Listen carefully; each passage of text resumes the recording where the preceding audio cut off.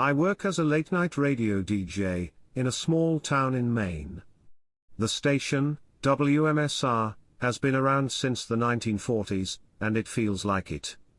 It's tucked away on the second floor of an old brick building that looks like it could collapse if a strong wind blew through town. The wallpaper peels in the corners, the wood creaks underfoot, and every now and then, a draft makes you question if it's just wind or something else. Locals have whispered for decades that WMSR is haunted, and they're not just talking about the glitches in the equipment. Apparently, some DJs here never left the airwaves. I'd heard the stories about Earl Easy E. Thompson, the station's original DJ, who'd been a local legend. The guy loved the airwaves so much that he was rumored to have died in the studio, during his last broadcast on Halloween night in 1951. Heart attack, right on air while he was playing an obscure song called The Blue Light, which apparently he played every night at 2:17 a.m., like some sort of personal tradition. People say he still stops by the station every Halloween, but I never put much stock in it. So, last Halloween, I decided to get into the spirit of things. I figured I'd liven up my usual sleepy show with a Halloween-themed segment. I called it the Midnight Seance. I'd be the ghost hunting DJ, alone in the studio, trying to contact the spirits through a live Ouija board session. We even opened up the call-in lines for listeners to join in with questions. Now, to set the scene, it was one of those wet, stormy October nights where the rain hits the windows in sheets, and every lightning flash seems to make the shadows jump. It was eerie enough that I actually regretted starting the seance, but hey, anything for the ratings, right? I set up the Ouija board on my control desk, flicked off all the lights except a small desk lamp, and took a deep breath. "All right, folks," I said into the mic, trying to sound like one of those horror movie narrators, "it's midnight here at WMSR. We're about to start our live seance. If there are any spirits out there, give us a sign." I smirked, half expecting my intern, Kyle, to jump out from behind a cabinet and scare me. But the studio remained quiet, save for the hum of the equipment and the patter of rain against the window. I placed my fingers on the planchette and asked, "Is there anyone here who wants to communicate?" Silence. Nothing moved. Just as I was about to give up and call the whole thing a dud, one of the call-in lines started flashing. I picked up, trying to sound cool. "You're on WMSR? What's your name?" Nothing but static. I could barely make out a faint voice buried beneath the white noise, whispering something I couldn't catch. I hung up, a little spooked, but figured it was just a prank call. I returned to the Ouija board, figuring I'd give it one more go before switching back to some tunes. Then, the planchette started moving. I froze, positive that no one else was in the room. The letters it spelled out made my stomach drop, LISDN. I tried to keep my cool, reminding myself this was probably Kyle's doing. "All right, Earl, if that's you," I joked nervously, "I'm listening." As if on cue, my headphones crackled, and out of nowhere, a song started playing that I hadn't queued up, The Blue Light. I didn't even have it in my playlist. It was a rare vinyl track that hadn't been played in years. The sound was old, scratchy, as if it was playing from a record rather than our digital system. My heart started pounding. To make things stranger, the studio controls began acting up, switching from the song to static, then to random recordings from the station's archives. I heard clips from old shows, some from years before I'd even started working there. Mixed in with the static were snippets of laughter, faint voices, and a deep, resonant whisper that sent shivers down my spine, "Get out." The lights flickered, and I actually yelped when the board's planchette started moving again, spelling out 217. I wasn't exactly sure what that meant, but the intensity of the situation was getting to me, and I started to feel like I was part of some paranormal prank, one that was going a little too far. As soon as I got my bearings, I wrapped up the seance quickly, played a pre-recorded track, and bolted out of the studio. I tried to laugh it off, but that whisper haunted me the entire way home.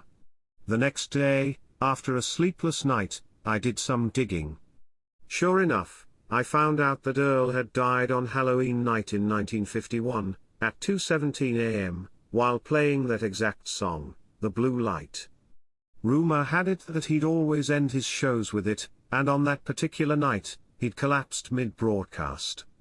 The story sent chills down my spine. But here's the kicker: from that night on, every time my show hit 2:17 a.m., I'd get this strange static interruption, no matter what I was playing or what system updates we'd done.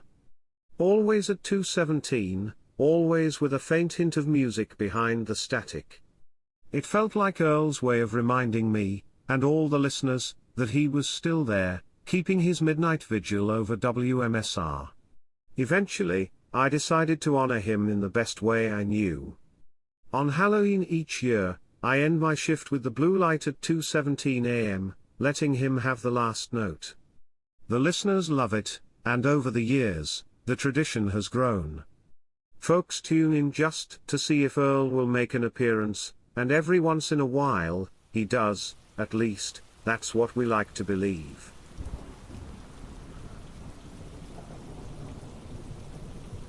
I first heard this story from a friend named Jake, who swears he was there to witness it. Back in high school, he and his friends went through a phase of experimenting with anything paranormal they could get their hands on: crystals, tarot cards, ghost apps. And then, inevitably, someone suggested a Ouija board. It was Jake's friend Tyler who convinced everyone to try it out one evening at his house. Tyler's family lived in an old Victorian house, a place that looked like it had more than its fair share of stories hidden in the walls.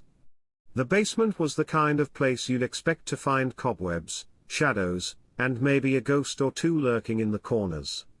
The walls were bare brick, cold and damp, and the only light source was a single, dim bulb swinging overhead. The five of them sat in a circle, fingers placed on the planchette, while Jake offered up a nervous laugh. "Is anyone here?"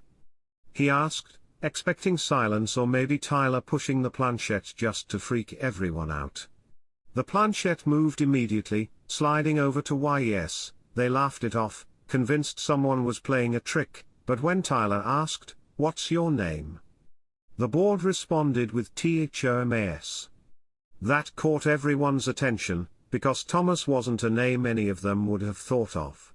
Jake, trying to keep the energy light, asked, "Thomas, are you friendly?" The board spelled NO. Things quickly got more intense as Thomas continued spelling out answers to their questions.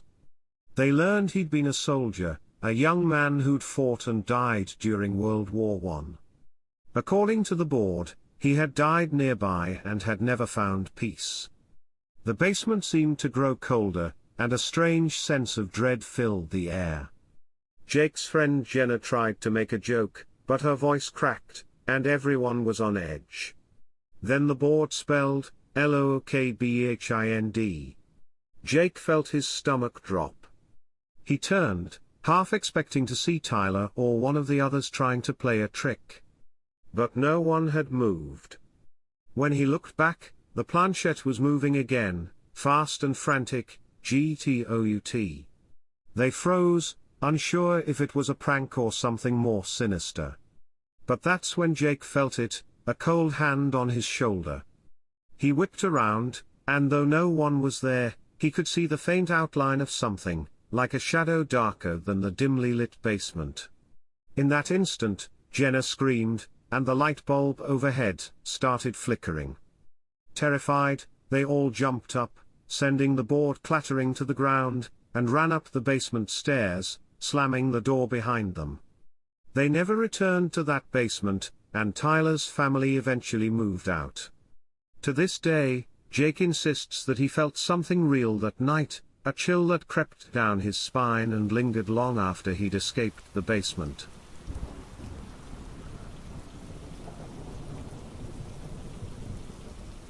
I'd always been a skeptic, even while studying paranormal psychology at the University of Edinburgh.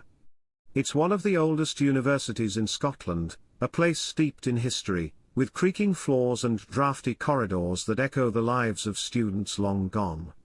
For as long as anyone can remember, rumors of hauntings have swirled around campus. Students told tales of ghostly apparitions seen in the library, cold spots in the lecture halls, and disembodied voices heard in the basement. According to legend, the spirits of those who died tragically on campus never left. But I'd never believed a word of it. My mind was a fortress of logic, built brick by brick with the belief that every ghost story, every supposed haunting, had a rational explanation. To me, ghosts were the stuff of movies, and overactive imaginations. I couldn't wait to prove that one day, with cold, hard science. One night, during finals week, there was a sudden blackout across the campus. Power outages were rare, and I remember thinking it was strange because the weather was perfectly clear. My friends and I had been studying late in the psychology department's basement, a room known for its eerie atmosphere, with thick stone walls and dim lighting even on the brightest days. We'd surrounded ourselves with stacks of books and dusty studies on supernatural research, ironically using ghost stories as a break from cramming. When the lights went out, the basement fell into a darkness so thick it felt tangible. We scrambled to pull out our phones, creating a small circle of light. Danny, my friend with a love for pranks and anything spooky, leaned over, grinning.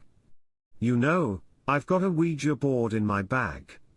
Thought it might come in handy for a night like this."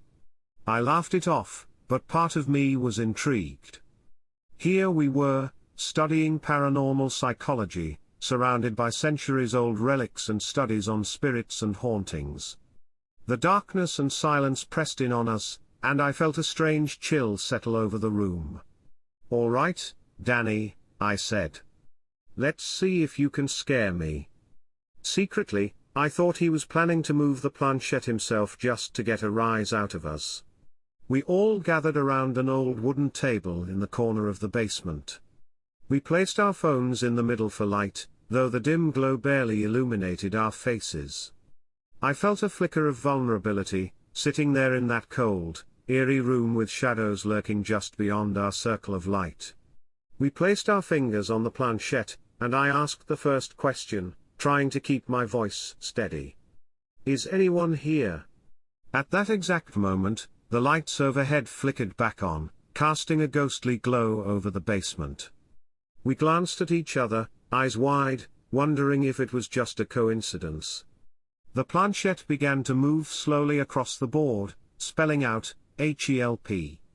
I looked at Danny, expecting to see his usual grin, but he looked as unnerved as I felt. I swallowed hard, feeling the room grow colder. "What do you need help with?" I asked. The planchette spelled out, CODE. I shook my head, confused. Code. What does that mean?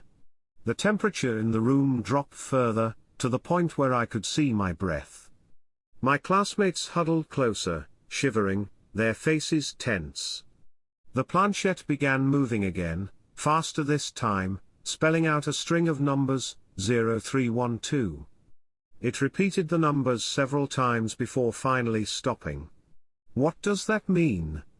I muttered, trying to keep my voice steady. I looked around, but no one had an answer. My mind raced, trying to make sense of it. None of us could explain the numbers, the sudden chill, or the strange energy that had overtaken the room. The blackout ended shortly after, and we hurried out of the basement, relieved to escape its oppressive atmosphere. That night, alone in my dorm room, I couldn't shake the feeling that the numbers meant something. Curiosity and dread gnawed at me until I grabbed my laptop and started researching. I typed 0312 along with keywords about the university, hoping for a lead. Finally, I stumbled across an old campus article from the 1920s. A young psychology student named Thomas Miller had disappeared without a trace in 1923, just before his graduation.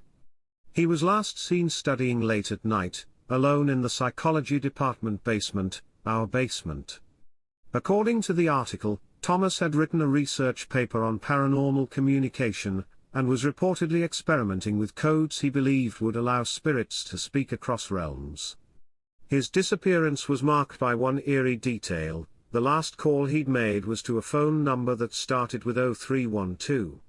Chills ran down my spine as I read. Was it possible that Thomas had been reaching out to us from beyond?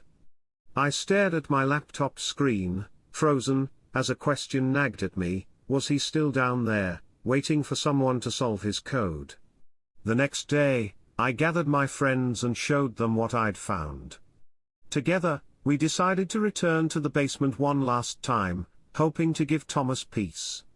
We sat around the Ouija board again, more solemnly this time, and asked, "Thomas, are you here?" The planchette moved to yes. I took a deep breath, determined to help him find rest. "Thomas, what code were you working on? How can we help you?" The board moved slowly, spelling out notes. We glanced at each other, puzzled. "What notes?" I asked. I thought back to our research. Thomas's paper on paranormal communication was rumored to have been destroyed in an accident. But maybe it wasn't destroyed at all, maybe it was still hidden somewhere in the basement. We scoured the basement, going through old cabinets, pulling out dusty boxes and forgotten journals, until Danny let out a gasp. He held up a thin, leather-bound notebook. Inside were handwritten notes, with Thomas's experiments and theories on communicating across realms. As I flipped through the pages, it was clear that Thomas had been on the edge of a breakthrough, an intricate code that might allow spirits to leave final messages. With a shaking hand, I placed the notebook on the Ouija board and asked, "Thomas, is this what you needed?" The planchette moved to yes and then to THANKYOU. A sense of warmth spread through the room, and it felt as though a weight had lifted from the air around us. The room, once cold and stifling, now felt calm. We donated Thomas's notebook to the university's archives the next day, ensuring his work would be remembered.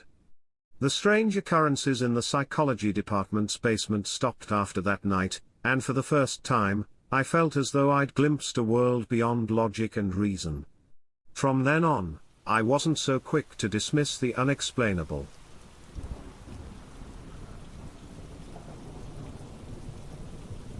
A few years ago, my cousin Sarah told me this story about a sleepover she had when she was 13. It was a typical slumber party with popcorn, scary movies, and way too much candy. At some point past midnight, someone suggested using a Ouija board. They'd been swapping ghost stories all night, and trying to summon a spirit seemed like the logical next step. The group of 6 girls set up the board in front of a mirror, in Sarah's friend Megan's bedroom. The mirror was one of those tall, old-fashioned ones with a wooden frame, handed down from Megan's grandmother. Megan's house was known for its creepy vibe, old family portraits on the walls, floors that creaked with every step, and stories of strange noises at night. Perfect setting for a spooky experience, right? They dimmed the lights, sat in a circle, and placed their fingers on the planchette. Sarah took the lead, asking, "Is there anyone here who wants to talk to us?" Nothing happened at first, and they were about to give up. But then the planchette began moving, slowly spelling out, ANNA. "Who's Anna?" Megan asked. The board didn't answer but moved to spell out, LOOK. The girls exchanged glances, wondering if one of them was moving it. Sarah nervously looked up at the mirror, half expecting to see something strange. That's when they all saw it, an image in the mirror that wasn't their reflection. Standing among them, just barely visible, was the faint outline of a young girl in old-fashioned clothes, staring at them with a blank expression. The girls screamed and backed away from the board. Sarah swears that as they moved, the girl's reflection stayed where it was, eyes fixed on them. Megan, shaking, asked, "What do you want?" The planchette moved, spelling out HELP. "Help you with what?" Sarah whispered, her voice trembling. The planchette began to move erratically, spelling out STUCK. At that moment, Megan's bedroom door slammed shut, and the lights flickered. The air in the room grew icy cold, and they could see their breath as they huddled together in terror. Panic set in, and the girls scrambled to end the session. Sarah remembered reading that they had to say goodbye to close the connection, but the planchette wouldn't move to goodbye. It was as if some invisible force was holding it down, refusing to let them go. Finally, Megan mustered the courage to shout, "Leave us alone." The planchette abruptly slid to goodbye, and the mirror fogged over, hiding the figure of the girl. After that night, Megan got rid of the mirror. Sarah told me she still thinks about that evening, about the girl who was stuck, and the icy chill that seemed to come from nowhere.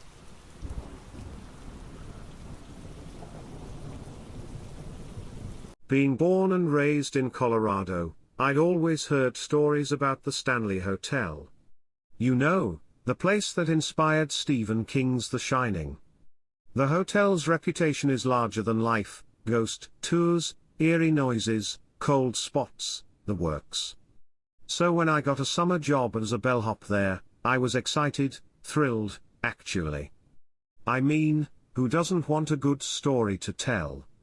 I thought if I was going to put on a stuffy uniform and haul luggage around, at least I'd get some laughs and maybe catch a glimpse of a ghost.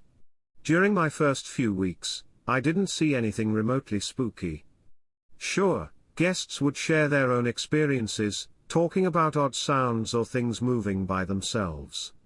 But as far as I was concerned, it was just a beautiful, slightly creaky hotel filled with guests who'd seen The Shining one too many times.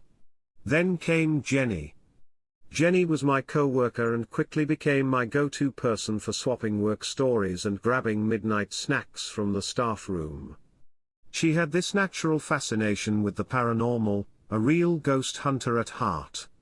Jenny was convinced the place was haunted, particularly room 217, which she claimed had a strange vibe. Room 217 was the room, the one where Stephen King had stayed, and, legend has it, where Elizabeth Wilson, a chambermaid, had survived a gas explosion in 1911. One night after a long shift, Jenny found me in the staff lounge, munching on a vending machine Snickers and practically dead to the world. She had that mischievous grin, the kind that usually meant she was up to something. "You want to try something fun?" she asked, holding up an old, slightly battered Ouija board. I laughed. "Isn't that against hotel policy or something? Summoning ghosts on the job?" She rolled her eyes. "Come on, don't be a baby. It'll be fun. Besides, if this place really is haunted, wouldn't you rather find out for yourself?" Part of me thought it was ridiculous, but the other part, the part that was bored out of my mind in this sleepy mountain town, was intrigued. "All right, fine," I said, shrugging. "But if I get haunted, I'm blaming you." We decided to set up in the lobby after midnight, a classic witching hour setup. The place was quiet, the guests were tucked into their rooms, and the staff were all in their own worlds. There was something surreal about sitting in the middle of a grand lobby with a Ouija board on the coffee table, surrounded by ornate chandeliers and antique furniture. The only sound was the faint hum of the ventilation and the occasional creak of the old building settling. Jenny took a deep breath, put her fingers on the planchette, and motioned for me to do the same. "Okay, let's do this," she whispered, with the kind of drama that made me snicker. "Is anyone here?" she asked in a low voice, staring intently at the board. For a moment, nothing happened. I was about to make a snarky comment when the planchette suddenly moved, slowly and deliberately, to spell out, HENRY. My heart skipped a beat, but I tried to play it cool. Who's Henry? Jenny looked at me with wide eyes. Henry was a worker here back in the early 1900s. He died in an accident in the hotel basement. Now, I'd heard that story before, but I always assumed it was just hotel lore, something to give the ghost tours some extra flavor. But sitting there with my fingers on the planchette, in the dimly lit lobby, it suddenly felt a lot more real. Henry, what do you want? I asked, trying to keep my voice steady. The planchette moved again, spelling out, FIRE. At that exact moment, the lobby lights flickered, and we heard a loud bang from somewhere down one of the darkened hallways. Jenny's face turned white, and I felt every hair on the back of my neck stand up. Did you hear that? I whispered. Jenny nodded, looking just as freaked out as I felt. Maybe we should stop, she said, her voice barely audible. But I was too curious, maybe too stubborn. Henry, are you trying to warn us? The planchette didn't move, but I suddenly smelled smoke, faint, like a burning candle that's just been blown out. Do you smell that? I asked, my voice shaking a bit now. Jenny nodded, her eyes wide with terror. We both froze, listening, and then the smell got stronger, a sharp, acrid scent that filled the air. My heart started pounding as we looked around, expecting to see smoke wafting from somewhere. Just then, the fire alarms blared, loud and piercing, echoing through the empty lobby. My first instinct was to run, but I turned to Jenny. Did we just? She didn't wait for me to finish.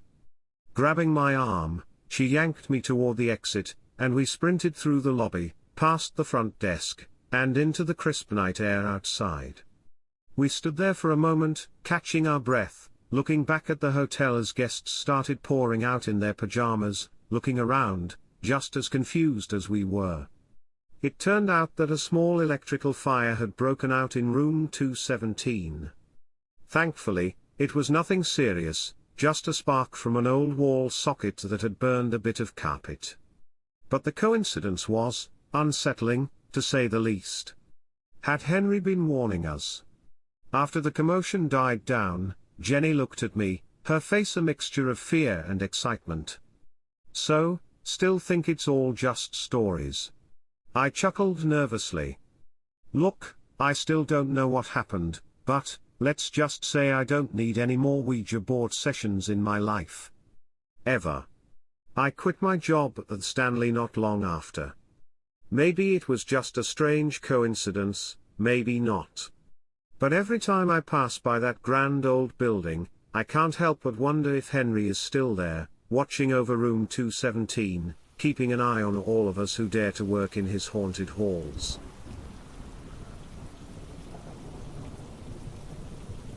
Thank you so much for watching and supporting my channel.